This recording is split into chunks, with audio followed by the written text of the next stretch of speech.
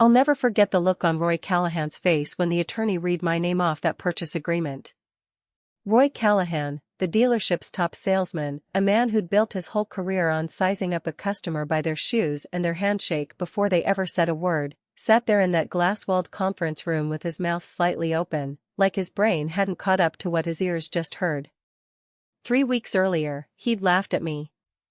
Actual, out-loud laughter, right there on the showroom floor, in front of 2 other customers who pretended not to notice. Now he was watching me sign the paperwork that made me the majority owner of the very building he was sitting in. I want to say I felt triumphant in that moment. Mostly I just felt tired. The good kind of tired, the kind you feel after carrying something heavy for a long time and finally setting it down. But I'm getting ahead of myself, because none of this makes sense unless you understand who I was walking into that dealership 3 weeks earlier, and who Roy decided I was the second he saw my truck. My name is Dana Whitfield.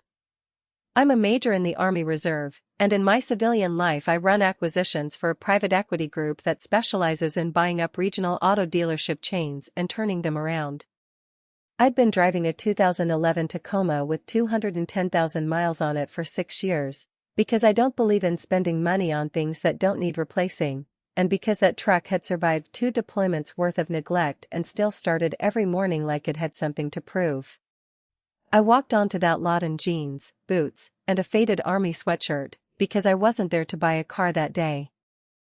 I was there to walk the lot, unannounced, the way I always do before my firm makes an offer on a business, to see how the place actually treats people when nobody thinks anybody important is watching. Roy didn't know any of that.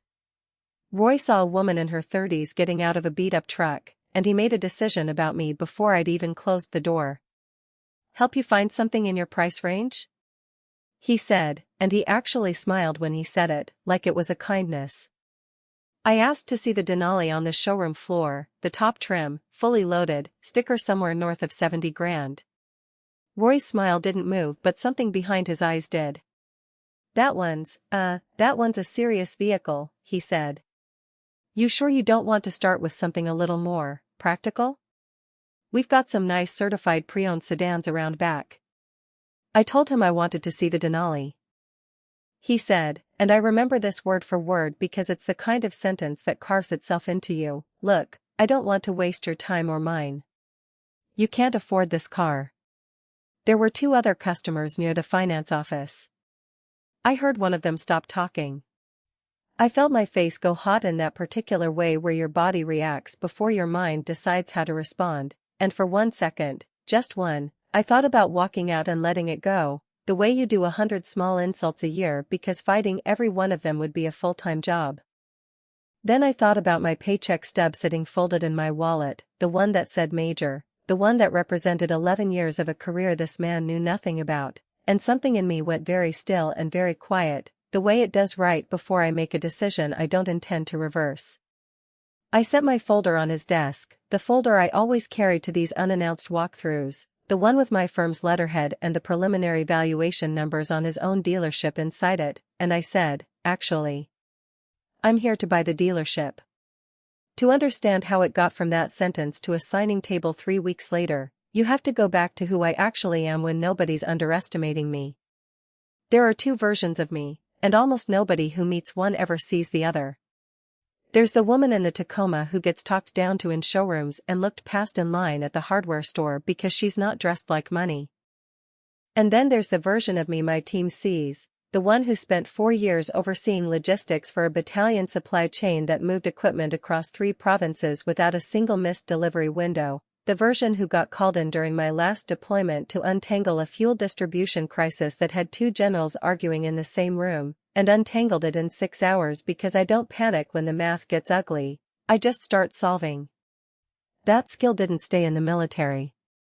When I transitioned to the private sector, I brought the same instincts to acquisitions, the ability to read a balance sheet the way some people read a room, to see the rot under a business's numbers before the owner's own accountant does.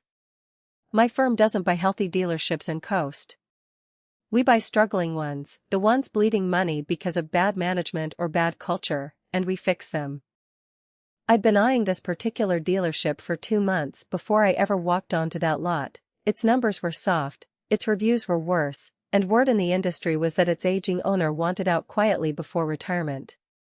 I just hadn't expected my first-hand research to include being laughed at. The person who talked me through all of it that first night, over a bottle of wine on my back porch, was Sam Delgado, my best friend since we went through officer training together 15 years ago, a broad-shouldered logistics captain turned commercial pilot who has never once, in 15 years, doubted a single decision I've made out loud, even when she probably should have. I told her what Roy said. I watched her jaw tighten the exact way it used to right before she'd chew out a subordinate for cutting corners. "So buy the place and fire him," she said, like it was obvious. I told her it wasn't that simple, that if I did this, I wasn't going to do it out of spite, I was going to do it the right way, through the actual process, with real diligence and a real offer the seller couldn't refuse for anyone else. Sam just topped off my glass and said, "Fine. Do it right. Just don't let him forget your face while you're doing it." That decision, to fight this through the system's own rules instead of around them, became the whole shape of the next 3 weeks. I wasn't going to march back in there and flash a business card to watch Roy squirm. That would have felt good for about 90 seconds and accomplished nothing. I wanted the win that couldn't be argued with. I wanted the kind of vindication that comes from doing something so thoroughly correct that nobody in the room, including the man who insulted me, could find a single thread to pull on afterward. So I went quiet. I didn't go back to that dealership. Instead, I went to work the way I always do, methodically, with a paper trail, with witnesses who weren't me. I had my analyst pull 3 years of the dealership's financials through public filings and industry databases, cross-referencing them against the same soft spots I'd already suspected: declining service department revenue, a customer satisfaction score that had been sliding for 2 straight years, and, buried in a regional franchise report, for separate discrimination complaints filed against the sales floor in the last 18 months, none of which had gone anywhere. I had my firm's legal counsel, a sharp, no-nonsense woman named Priya Anand who'd closed a dozen dealership acquisitions with me before, start quietly reaching out to the owner's broker to gauge interest in a serious offer. I asked my finance team to structure the deal so it could close fast, in cash, no financing contingencies, because a seller who wants out quietly does not want to wait on a bank. And I made one more call, to a woman named Carla Jimenez, a service advisor at that same dealership who I'd spoken to briefly on my walkthrough, the one who'd looked at me with something like sympathy while Roy was talking, and asked her, gently, whether she'd be willing to speak honestly about what it was like working that sales floor, if it ever came to that. She said yes before I finished the question. By the end of the second week, I had an offer on the owner's desk, a signed letter of intent, and a closing date locked in, all of it moving through the dealership's own broker, its own attorney, its own process, exactly the way any legitimate acquisition would. Nobody on that sales floor had any idea. Roy Callahan went to work every one of those 14 days thinking he'd successfully run off a woman who couldn't afford his inventory. He had no idea the woman he'd insulted was about to become his boss's boss, and that the meeting where he'd find out was already on the calendar. The closing was scheduled for a Thursday afternoon, in the dealership's own conference room, the one with the glass walls that let the whole showroom see who was inside. I asked for it that way on purpose. The outgoing owner, a tired, decent enough man named Walt Prescott who I'd come to actually like over the course of negotiations, sat at the head of the table with his attorney beside him. Priya sat to my right with the closing binder. And because Walt, out of some mix of tradition and nerves, wanted his senior staff present for what he called the handoff, the dealership's general manager was there too, a heavy-set man named Denny Ostrander who ran that sales floor like his own personal kingdom and who I'd since learned had personally overruled every one of those 4 discrimination complaints without so much as an interview. And standing near the door, summoned in at the last minute because Denny wanted his top closer to shake the new owner's hand for optics, was Roy. I watched him walk in. I watched him see me. I watched the exact half-second where recognition landed, the Tacoma, the sweatshirt, the folder, and I watched every muscle in his face try to figure out what expression was appropriate for a mistake this size. Priya opened the binder and began reading the terms into the record the way she always does, formal and unhurried, and when she reached the line identifying the acquiring principal, she read my name and title out loud, clear enough to carry through the glass to the showroom floor, where a few employees had already started to notice something was happening. Dana Whitfield, Major, United States Army Reserve, and Managing Principal of Whitfield Meridian Holdings, she said, as majority owner and successor in interest to all assets, personnel agreements, and operating licenses of this dealership, effective upon signature. Walt's attorney nodded along like it was nothing. Denny's face went the color of old paper. And Roy just stood there by the door with his hand halfway extended toward a handshake nobody was offering him anymore, and I watched him realize, in real time, that the woman he'd told couldn't afford a $70,000 truck now owned the building the truck was parked in front of. Walt cleared his throat and, to his credit, looked genuinely uncomfortable. "Dana," he said, "I understand you two may have crossed paths already." I set my pen down and looked at Roy directly for the first time since he'd walked in. "We have," I said. "He told me I couldn't afford this car." I let that sit in the room for exactly as long as it needed to. "Actually," I said, "I'm here to buy the dealership. And now I have." Nobody laughed this time. Denny started to say something about context, about a misunderstanding, about how Roy was one of their best people and surely this was just I held up a hand, not unkindly, and he stopped. "I'm not here to humiliate anyone," I said, and I meant it. "I'm here because I bought a business with a real problem, and the problem walked into this room a minute ago wearing a name tag." I told them about the 4 complaints Denny had buried.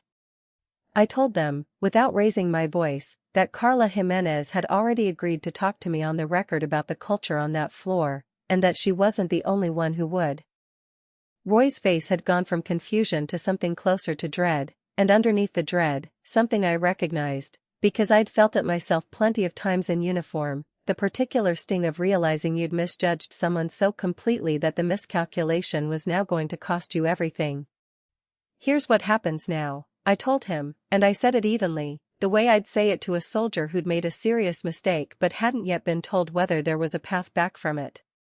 "You're going to keep your job. For now. Because I don't fire people for one bad moment, I fire them for refusing to fix it."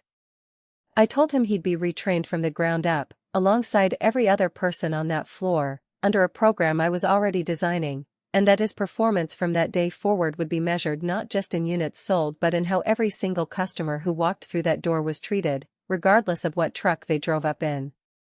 I told him the 4 buried complaints were being reopened, formally, with an outside HR firm, starting Monday. And I told him that the next time he looked at someone getting out of a beat-up truck, I needed him to remember exactly how wrong he'd been about the woman in this one. He didn't say much. What he did say was quiet, and it sounded real. "I'm sorry. I was wrong about you." I told him I appreciated that, and that being sorry was only the first 10% of fixing it. Then Priya slid the closing documents across the table, and I signed my name, and just like that, the dealership was mine. The next few months were the unglamorous kind of victory, the kind nobody puts in a highlight reel but the kind that actually matters.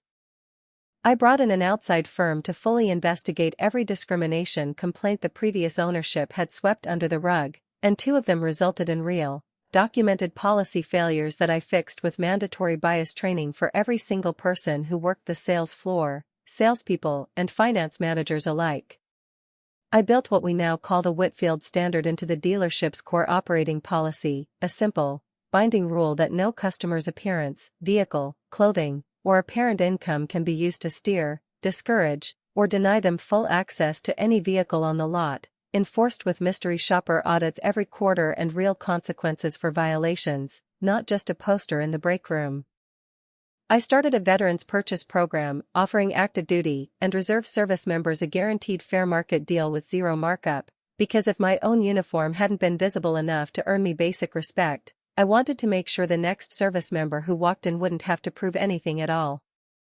Carla Jimenez, the service advisor who'd told me the truth when it would have been easier not to, is now the general manager. Denny is not. Roy stayed. He earned it, slowly, the unglamorous way, showing up, doing the retraining without complaint, and eventually becoming the loudest advocate on that floor for treating every walk-in like they might be exactly